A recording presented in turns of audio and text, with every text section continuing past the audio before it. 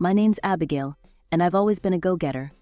For years, I poured my heart and soul into my career at a construction company.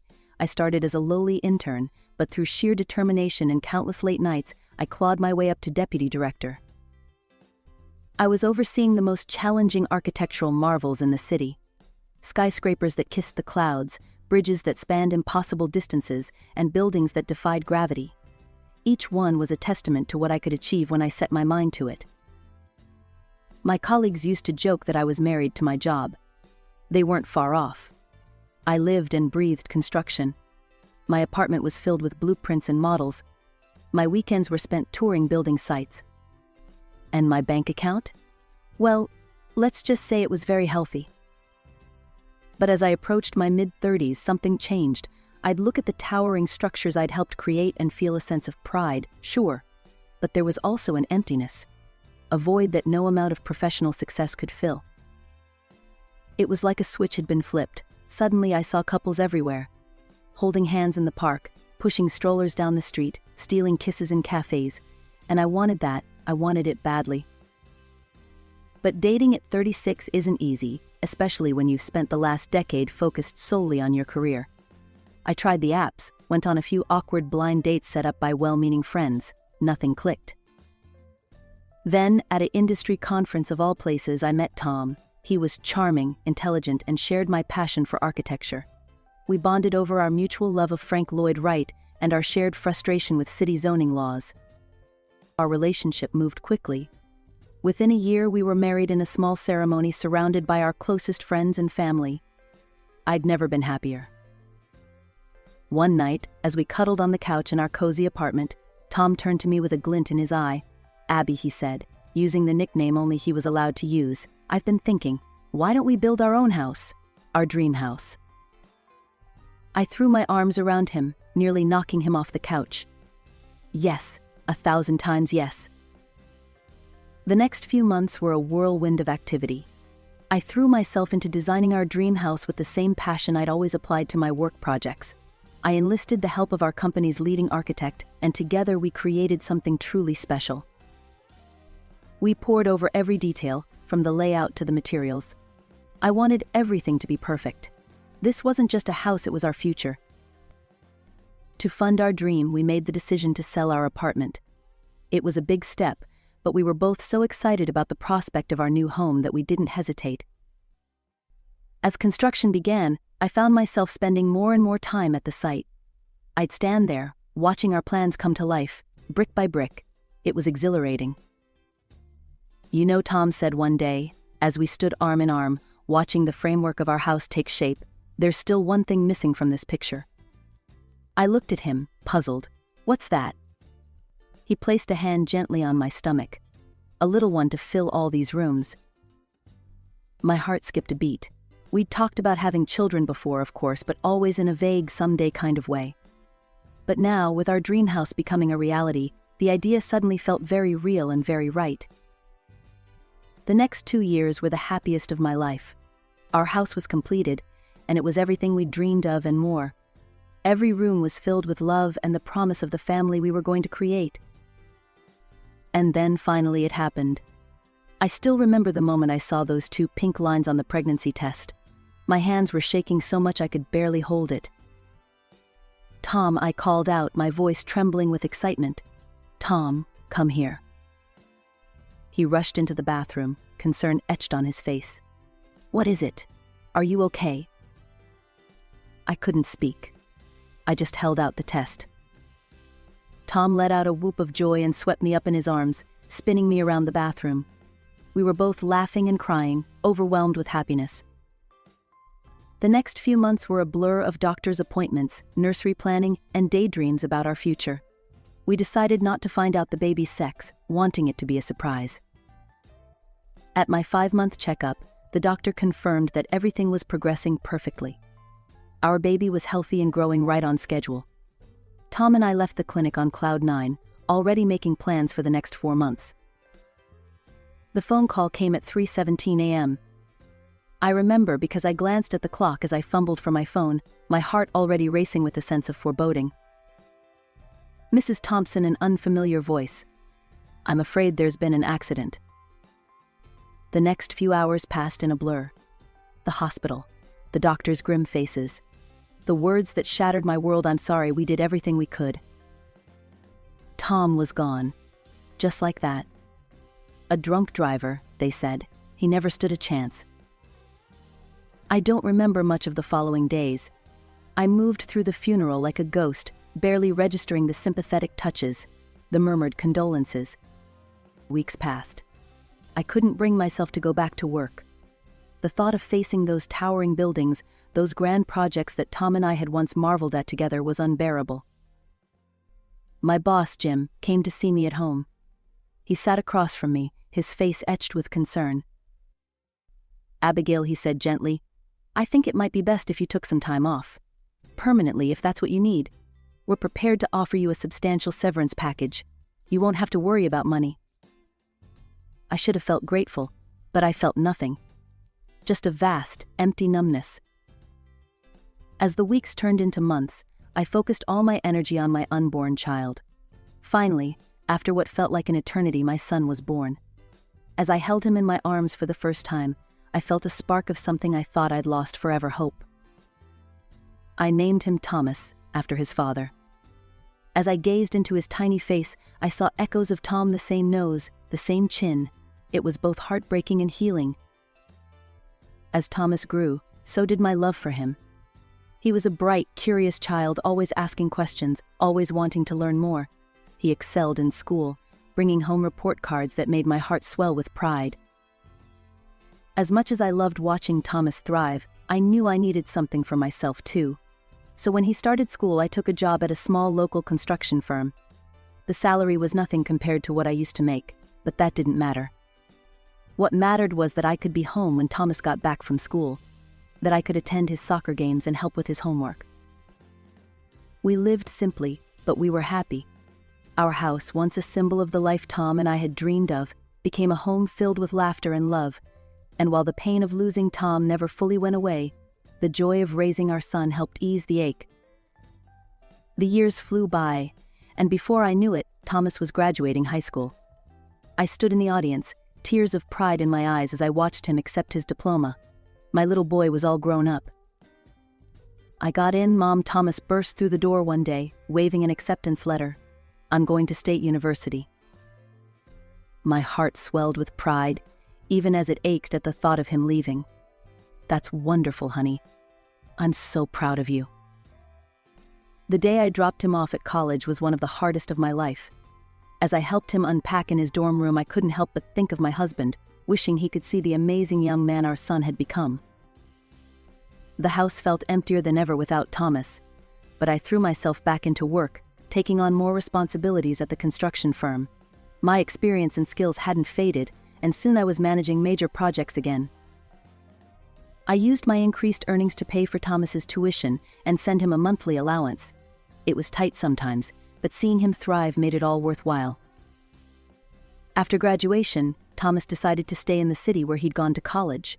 He landed a good job at a tech startup, and I couldn't have been prouder. I'd visit him most weekends, and we'd explore the city together. "Mom, you've got to try this new sushi place," he'd say, or "There's an art exhibit I think you'll love." Those weekends were precious to me, a chance to reconnect with my son and see the man he was becoming. Then, about 3 years after he graduated, Thomas called me, his voice brimming with excitement. "Mom, I've met someone. Her name's Jessica, and she's amazing." I was thrilled for him, of course. But as the weeks went by, I started to notice changes. Thomas began asking for more money, talking about expensive restaurants and designer clothes. "Mom," I was thinking, "maybe you could help me buy a car," he asked during one of our calls. "Jessica's family all drive really nice cars, and..." That's when alarm bells started ringing. "Thomas," I said firmly, "I love you, and I want you to be happy. But money can't buy love. If Jessica cares about you, it won't be because of expensive gifts or flashy cars." There was a long silence on the other end of the line. When Thomas spoke again, his voice was cold. "You just don't understand, Mom. Things are different here." After that, our calls became less frequent, our weekend visits rarer. It hurt, but I told myself it was just a phase. A year later, Thomas showed up at my door with a beautiful young woman. "Mom, this is Jessica. We're getting married." Jessica was indeed stunning, with perfectly styled hair and designer clothes. She was polite, and to my surprise, she seemed genuinely impressed by our home. "Oh my goodness," she exclaimed, her eyes wide as she took in the living room. "This house is incredible. I've never seen anything like it." She moved from room to room, marveling at the details. "The layout is so thoughtful, and the way you've maximized the natural light. It's just beautiful. And so functional, too." Thomas beamed, clearly pleased by her reaction. "We wanted to invite you to the wedding in person," he said, handing me an ornate invitation. "Jessica's parents are handling everything." As they left, I felt a mix of emotions. Jessica's admiration for the house seemed genuine, but I still couldn't shake a feeling of unease about the changes I'd seen in Thomas. The wedding was a lavish affair, more like a society event than a celebration of love. I felt out of place among the designer gowns and expensive jewelry, acutely aware of my own simple dress. As my bank account grew, so did an idea that had been percolating in the back of my mind. I wanted to do something special for Thomas and Jessica, to show them how much they meant to me. I started sketching plans for a house, one that would combine my years of experience with everything I knew about Thomas's tastes. But I held off on starting the project, telling myself to wait for the right moment. As it turned out, I didn't have to wait long. One sunny Saturday afternoon, the doorbell rang. To my surprise, Thomas and Jessica were standing on my porch, looking slightly nervous. "Mom," Thomas said, "we've been thinking. You're all alone in this big house, and well, we've decided to move back to the city. We thought maybe we could live here with you." The next few weeks were a whirlwind of activity as I helped Thomas and Jessica settle in. At first, everything seemed perfect. We had family dinners every night, and I loved hearing about their days over morning coffee. But as the weeks wore on, things began to change. It started small, Jessica rearranging the furniture without asking, or complaining about the brands of food I bought. Then one evening, as I was preparing dinner, Jessica swept into the kitchen, her nose wrinkling. "Abigail, darling," she said, her voice dripping with false sweetness, "don't you think it's time we upgraded our menu a bit? Perhaps some foie gras, or at least a nice vintage wine. After all, this is our home now." "Actually," I said gently, "this is still my house. I'm happy to have you both here, but—" I didn't get to finish. Jessica's face contorted with rage. "Thomas," she shrieked. "Thomas, come here. Your mother is being impossible." Thomas came running, and to my shock, he immediately took Jessica's side. "Mom, what's your problem?" he yelled. "Can't you just do this one thing for us?" From that moment on, the atmosphere in the house became unbearably tense. Thomas and Jessica barely spoke to me, whispering to each other and falling silent whenever I entered a room. Then, one evening, I overheard a conversation that chilled me to the bone. I was about to enter the living room when I heard Jessica's voice, low and insistent. "We need to get her out, Thomas. This house is wasted on her. Think of what we could do with it." I froze, unable to believe what I was hearing. But Thomas's response was even worse. He actually laughed and said, "You're right, Mom's had her time. Maybe we should start looking into nursing homes. I hear the state ones aren't too bad." I couldn't contain myself any longer. I stepped into the room, shaking with anger and hurt. "Is that really what you think of me, Thomas? After everything we've been through?" Thomas looked startled, then guilty, but as he glanced at Jessica, his expression hardened. "Mom, I think it's time you left. This is our house now." I felt as if I'd been slapped. But in that moment, a lifetime of strength and determination surged through me. I drew myself up to my full height and looked my son straight in the eye. "No, Thomas," I said, my voice steady despite the turmoil inside me. "This is my house. The house your father and I dreamed of. The house where I raised you, and you." I paused, my heart breaking even as I said the words. "You are no longer welcome here. Both of you, get out."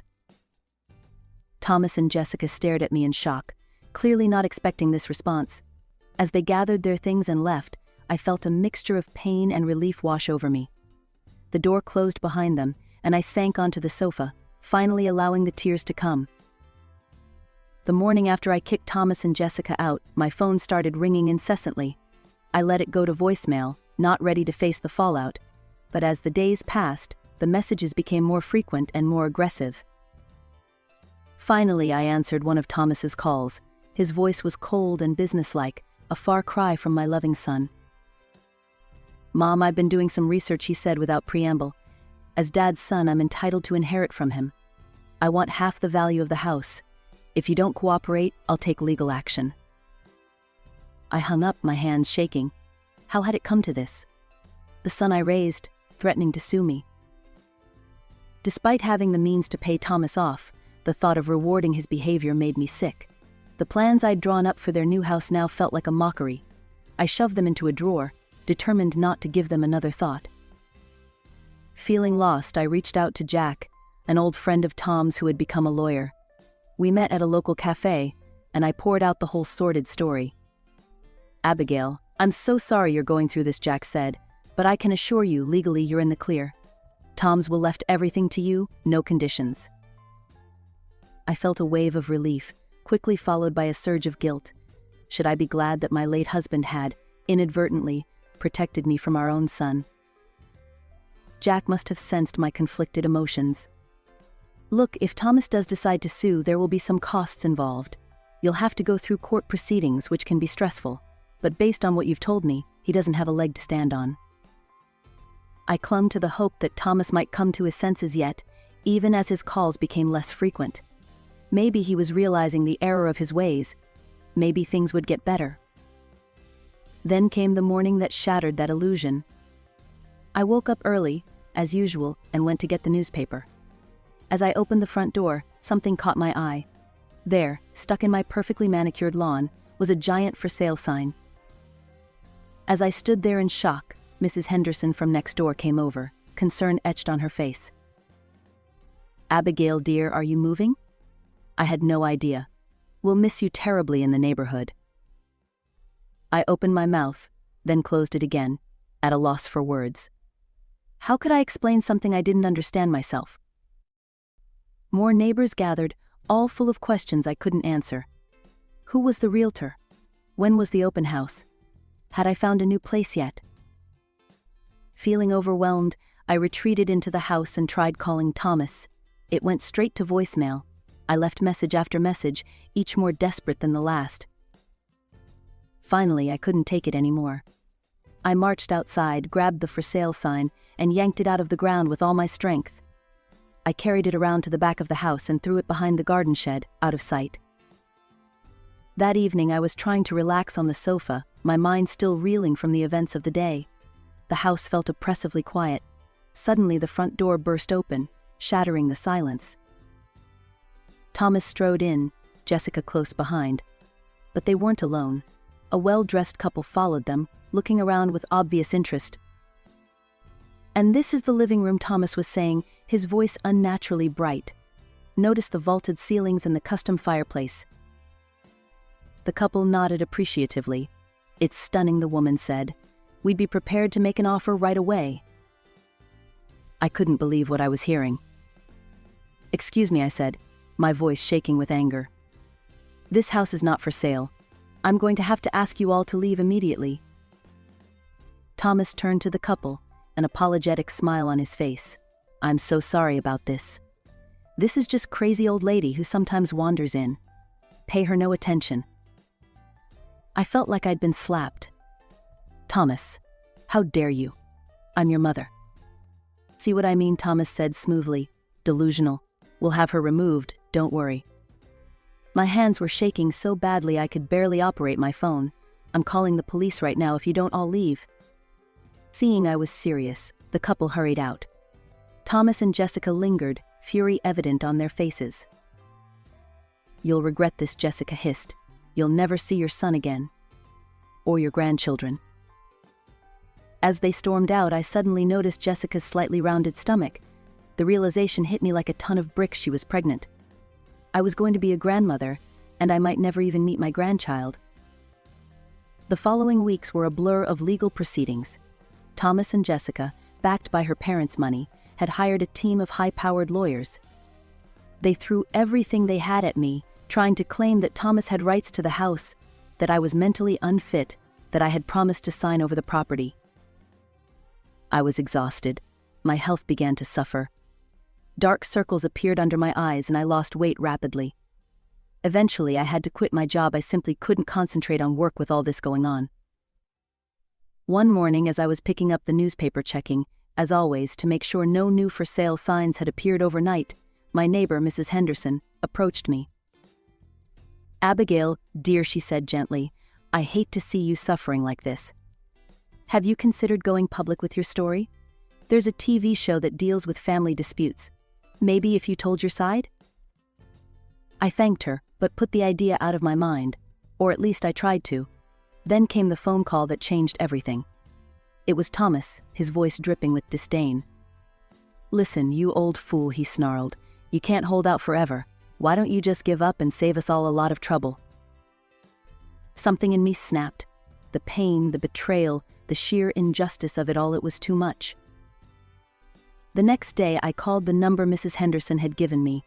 A week later, I found myself sitting under bright lights, cameras pointed at me, telling my story to a sympathetic host and a shocked studio audience. As I spoke about the house Tom and I had built, about raising Thomas, about the betrayal and the legal battles, I felt a weight lifting off my shoulders. For the first time in months, I felt like someone was truly listening to me. I had no idea what the consequences of this decision would be, but as the audience murmured in sympathy and the host promised to get to the bottom of this, I felt a glimmer of hope. Maybe, just maybe, this would be the turning point I'd been praying for. A few days after my television appearance, I heard a knock at the door.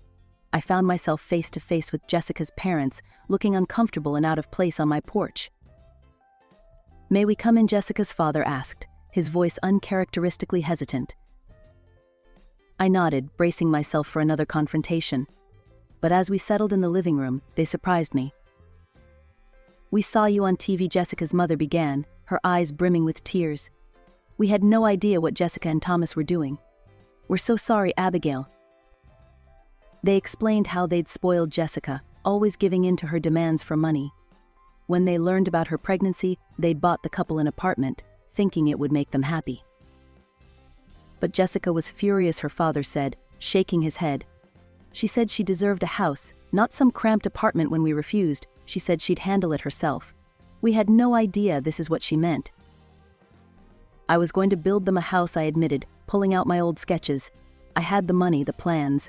But after everything that's happened, I can't reward their behavior. Jessica's parents nodded in understanding. "We've decided to cut them off financially," her father said firmly. "No more money for lawyers or anything else. It's time they learned to stand on their own 2 feet." True to their word, Jessica's parents withdrew their financial support.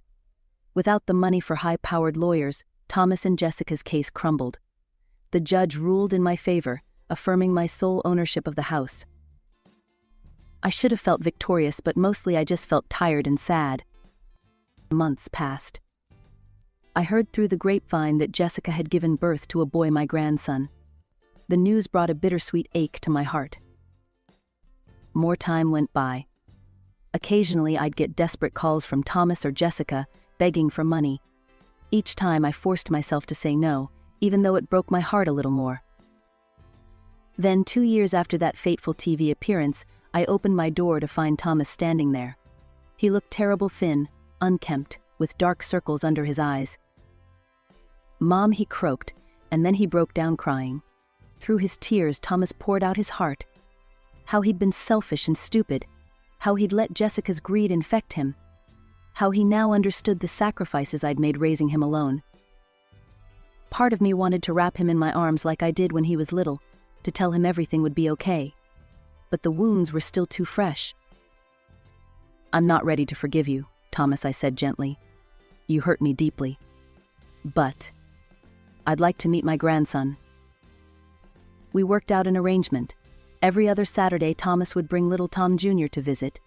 I'd babysit, buy him clothes and toys, and for a few hours I could pretend we were a normal, happy family. Surprisingly, it was Jessica who began to thaw first. One day, as she picked up Tom Jr., she paused. "Thank you," she said quietly, "for everything you do for him.